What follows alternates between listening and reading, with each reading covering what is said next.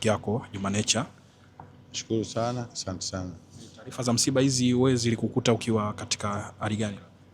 Alinipigia Baptale, nafikiri ni jana asubuhi. Wakati tunaamka Baptale akanipigia kwa sababu tulikuwa tuna safari yetu pamoja na Juma siku ya Jumapili. Kwa akaniambia kuhusu Juma cancel kwa sababu hataweza kusafiri, amefiwa na babake. Basi nilichokifanya kainua simu nikampigia Juma.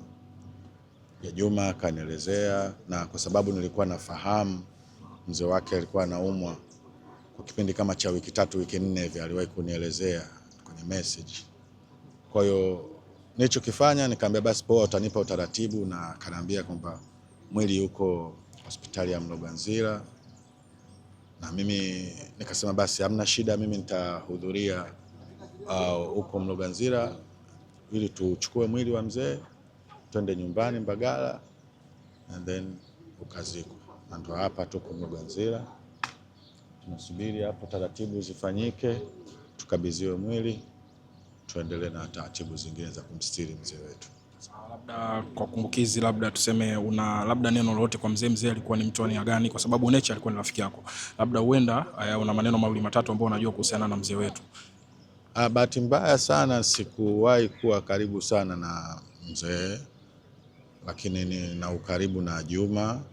So baba wa mwenzio ni baba yako, so ile respect ambayo nilikuwa naipata kwa Juma, naamini ule ukarimu wa Juma umetokana na mzee wake. Kwa hiyo naamini alikuwa ni mzee wa namna hiyo, na ndio maana umeona Juma ni mtu mkarimu, mtu wa marafiki.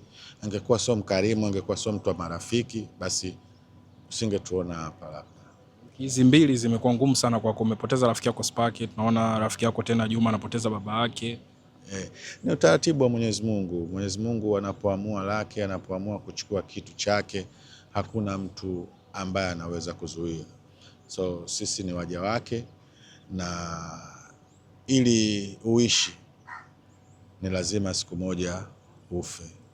Kwa hiyo huu ni utaratibu ambao ni ngumu kuzoea kwa mwanadamu, lakini kadri siku tunavyozidi kwenda, kila ukisema labda nitazoea hili, huaga haizoeleki misiba. Nimefika hapa mochwari, wananiambia ingia kutufanya hivi, siambia mimi niko nje nasubiria. Yaani ni vitu fulani hivi ambavyo havizoeleki, na ndio utaratibu ambao ameweka Mwenyezi Mungu. Lakini pia akatusaidia na kitu kingine ambacho kinaitwa kusahau. Unaweza tukitoka hapa tumesahau, tunaendelea kuishi tena kama kawaida. Likitokea lingine tunakumbuka. So ni ibada ambayo Mwenyezi Mungu anatufanya tufanye. Pole sana kwa. Asante sana.